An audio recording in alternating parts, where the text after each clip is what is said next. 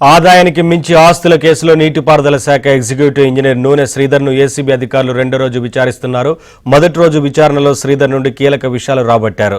ఈ సోదాల్లో భాగంగా శ్రీధర్ ఇంట్లో అక్రమాస్తులకు సంబంధించి కీలక పత్రాలను అధికారులు స్వాధీనం చేసుకున్నారు. ఇంత భారీ స్థాయిలో ఆస్తులు ఎలా కూడబెట్టారన్న అంశాలతో పాటు ఇరిగేషన్ శాఖలో శ్రీధర్కు సహకరించిన మిగతా అధికారుల పాత్రపై కూడా విచారిస్తున్నారు. ఇదే అంశానికి సంబంధించి మరింత సమాచారం మా ప్రతినిధి శశిని అడిగి తెలుసుకుందాం. ఇరిగేషన్ శాఖ ఎగ్జిక్యూటివ్ ఇంజనీర్ నూనె శ్రీధర్ను రెండో రోజు ఏసీబీ అధికారులు విచారిస్తున్నారు. మొదటి రోజు విచారణలో భాగంగా చాలా కీలకమైనటువంటి విషయాలు రాబట్టినట్టుగా తెలుస్తుంది. రెండో రోజు విచారణ కొనసాగుతుంది. 5 రోజుల పాటు కూడా ఏసీబీ కోర్టు కస్టడీకి ఇచ్చినటువంటి నేపథ్యంలో ఏసీబీ అధికారులు ఆయనకు సంబంధించినటువంటి అక్రమాస్తుల గురించి లోతుగా దర్యాప్తు చేస్తూ ఉన్నారు. ఇప్పటికే ఏసీబీ అధికారులు నూనె శ్రీధర్ నివాసంలో సోదాలు చేసినప్పుడు కీలకమైనటువంటి పత్రాలతో పాటు కోర్టులు విలువ చేసేటటువంటి ఆస్తులకు సంబంధించినటువంటి పత్రాలు కూడా వెలుగు చూశాయి. ఇవన్నీ కూడా ఎలా సంపాదించారన్న అంశాల గురించి ప్రధానంగా ఏసీబీ అధికారులు దృష్టి సారించారు. ఆయన 1992లో ఏఈగా ఇరిగేషన్ శాఖలో ఉద్యోగం సంపాదించారు.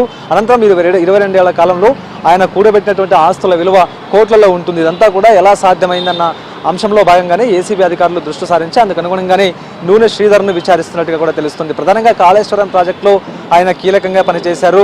గాయత్రి పంప్ హౌస్లోనే ఆయన విధులు నిర్వహించారు. గాయత్రి పంప్ హౌస్లో బాహుబలి మోటార్లను బిగించారు. ఆ బాహుబలి మోటార్ల అంశంలో భాగంగానే గాయత్రి పంప్ హౌస్ చాలా కీలకంగా మారింది. సో ఇదే గాయత్రి పంప్ హౌస్లోనే నూనె శ్రీధర్ సుదీర్ఘంగా పనిచేసినట్టుగా తెలుస్తోంది. కాబట్టి ఈ మధ్య కాలంలో కాళేశ్వరం ప్రాజెక్టు గురించి ఆ విజిలెన్స్ నివేదిక కూడా ప్రభుత్వానికి అందింది. కాళేశ్వరంలో పెద్ద ఎత్తున కూడా అక్రమాలు జరిగాయంటూ కూడా ప్రభుత్వానికి నివేదిక అందినటువంటి నేపథ్యంలో ఇరిగేషన్ శాఖలో పనిచేసినటువంటి అధికారులతో పాటు ప్రధానంగా కాళేశ్వరం ప్రాజెక్టులో పనిచేసినటువంటి అధికారుల మీద ఏసీబీ అధికారులు ప్రత్యేకమైనటువంటి దృష్టి సారించారు. అందులో భాగంగానే నూనె శ్రీధర్ నివాసంలో సోదాలు నిర్వహించారు. ఆయన నివాసంతో పాటు సుమారుగా 20 చోట్ల సోదాలు నిర్వహించినటువంటి సమయంలో కోట్లాది రూపాయల ఆస్తులకు సంబంధించినటువంటి పత్రాలు వెలుగు చూశాయి. ప్రధానంగా ఇటు నూనె శ్రీధర్ ఎగ్జిక్యూటివ్ ఇంజనీర్గా పనిచేస్తున్నటువంటి క్రమంలోనే 2024లోనే ఆయన్ను ఇరిగేషన్ శాఖ ప్రిన్సిపల్ సెక్రటరీ బదిలీ చేశారు. అయితే ఆ ప్రిన్సిపల్ సెక్రటరీ బదిలీ చేసినప్పటికీ కూడాను అదే చొప్పదండి కార్యాలయం ఇరిగేషన్ కార్యాలయంలోనే ఎగ్జిక్యూటివ్ ఇంజనీర్గా ఆయన సుదీర్ఘకాలం పాటు కొనసాగారు. సుమారుగా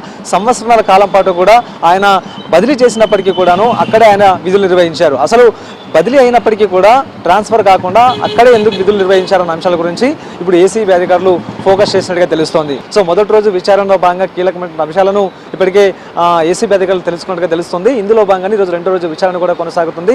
ఈ రెండో రోజు విచారణలో భాగంగా ఆయన లాకర్లకు సంబంధించినటువంటి అంశంతో పాటు కోట్లాది రూపాయల విలువైన ఆస్తులను ఏ విధంగా కూడబెట్టారన్న అంశాల గురించి ఫోకస్ చేసి తగిన వివరాలను స్టేట్మెంట్ రూపంలో రికార్డ్ చేసేటటువంటి అవకాశం కనిపిస్తుంది. ఇప్పటి వరకు కూడా ఆయన నివాసంలో సోదాలు నిర్వహించినప్పుడు అమీర్పేటతో పాటు ఆ తర్వాత హైదరాబాద్లోని పలు ప్రాంతాల్లో పెద్ద మొత్తంలో కోట్లు విలువ చేసేటటువంటి ఆస్తులను కూడా గుర్తించారు. మరోవైపు మహబూబ్ నగర్తో పాటు కరీంనగర్, హైదరాబాద్ శివారు ప్రాంతాలలో కొన్ని విలువైనటువంటి భూములు కొనుగోలు చేసినట్టుగా కూడా ఇప్పటికే గుర్తించారు. కాబట్టి ఇవన్నీ ఏ విధంగా సంపాదించారు, అసలు ఇవన్నీ కూడా నూనె శ్రీధర్కు సంబంధించినటువంటి ఆస్తులైనా లేకపోతే ఎవరైనా బినామీలుగా ఉండి ఇవన్నీ ఆస్తులు సంపాదించారనేటువంటి అంశాల గురించి కూడా లోతుగా దర్యాప్తు చేయబోతూ ఉన్నారు. సో రెండో రోజు విచారణ కూడా సాయంత్రం వరకు కొనసాగే అవకాశం అయితే కనిపిస్తోంది. Over to studio.